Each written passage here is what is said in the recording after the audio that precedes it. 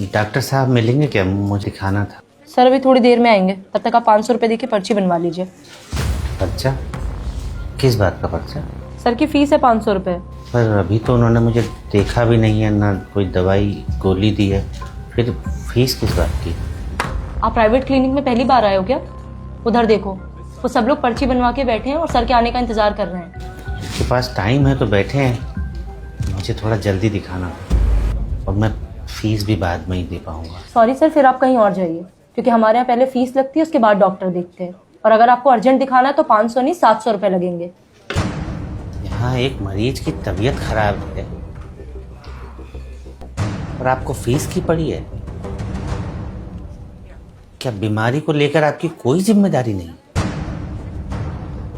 या फिर ये सब बस कमाई का जरिया भर है? व्हाट हैपन प्रिया?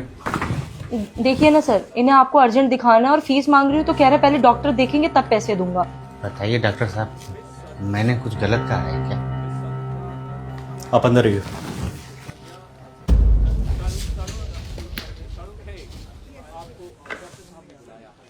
विपिन कौन है? मैं हूं। अगला नंबर आपका है। बीपी बढ़ा हुआ है आपका, खाने पीने का ध्यान रखा करो। ये सर में दर्द इसीलिए था डॉक्टर साहब? हाँ, मेन रीजन बीपी है। बाकी मैं कुछ मल्टीविटामिन और पेन किलर लिख रहा हूँ, 1 हफ्ते तक खाइए, दोबारा आके मिलना मुझसे, ठीक है? ठीक है डॉक्टर साहब। कितना पैसा हो गया? 12 को बताया होगा, 500 रुपये फीस है मेरी। 500? पर हमारे पास तो 300 ही है डॉक्टर साहब, और 20 रुपया रिक्शा का घर जाने के लिए भी चाहिए होगा। जेब में 300 रुपये लेकर ट्रीटमेंट कराने चले हो और बाहर हंगामा मचा रखा था दुनिया भर का। हमें लगा कि मामूली सर दर्द है, इतने में दवाई और डॉक्टर की फीस आराम से हो जाएगी। मैं कोई लोकल डॉक्टर नहीं हूँ, MBBS हूँ, पता है ना आपको? पता है डॉक्टर साहब, लेकिन ये नहीं पता था कि MBBS डिग्री अच्छा इलाज के लिए नहीं बल्कि अच्छी फीस के लिए होती है। बाहर और भी पेशेंट है, इसलिए बात को यहीं खत्म करो। ये पैसे दो, 20 रुपये देता हूँ तुम्हें।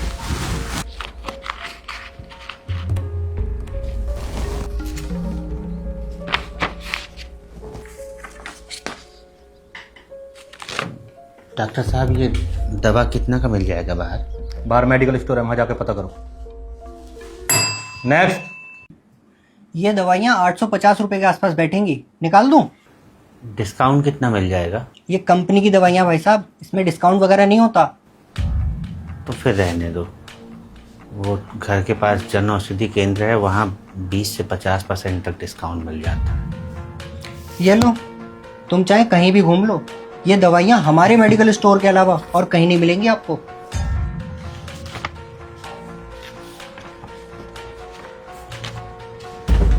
लंबी सांस लो।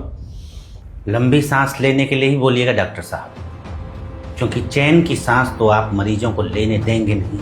ये क्या बदतमीजी है? अंदर किसने आने दिया तुम्हें? अंदर आना पड़ा डॉक्टर साहब, ताकि आप जैसे लालची डॉक्टरों की असलियत बाहर ला सको। ये जो आप मेडिकल स्टोर वालों के साथ मिलकर महंगी दवाइयों पर मोटा कमीशन खा रहे हैं ना, शर्म कीजिए, मरीजों की हाय लगेगी। कोई है बाहर? प्रिया, बाहर निकालो इसे। चला जाऊंगा बाहर, लेकिन आज आप लोगों का काला चिट्ठा पूरा खोल कर ही जाऊंगा। सर प्लीज बाहर चलिए, यहाँ भीड़ मत इकट्ठा करिए। छोड़िए मुझे,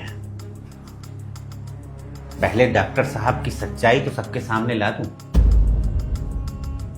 ये जो डॉक्टर साहब है ना, जिन्हें आप अपना रक्षक समझ रहे हैं, ये दरअसल दवाइयों पर कमीशन खाने वाले भक्षक हैं। बहुत बोल लिया तुम, अब यहां से बाहर निकल जाओ वरना कंप्लेंट कर दूंगा तुम्हारी। कंप्लेंट? किस बात की कंप्लेंट करेंगे आप? सच का आईना दिखाने की?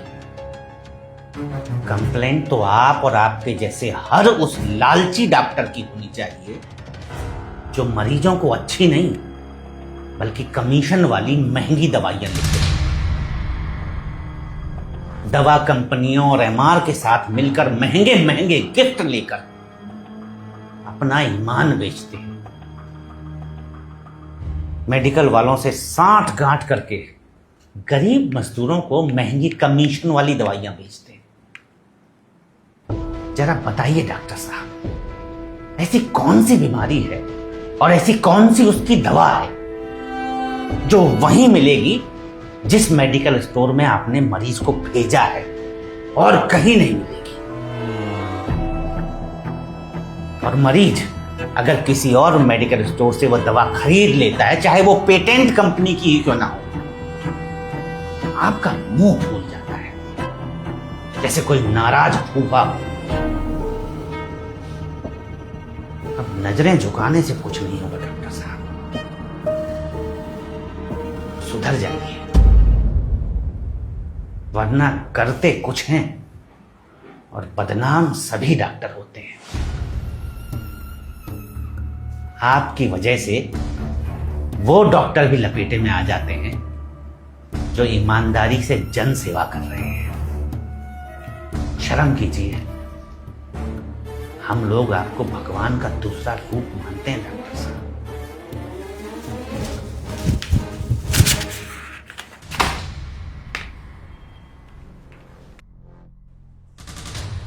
मैडम, हमारे पैसे दीजिए, हमें यहाँ इलाज नहीं करवाना। हमको भी नहीं करवाना।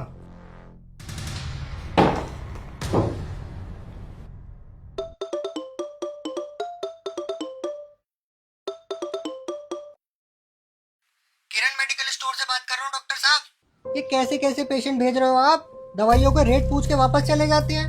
क्या फायदा हुआ हमारा आपको आईफोन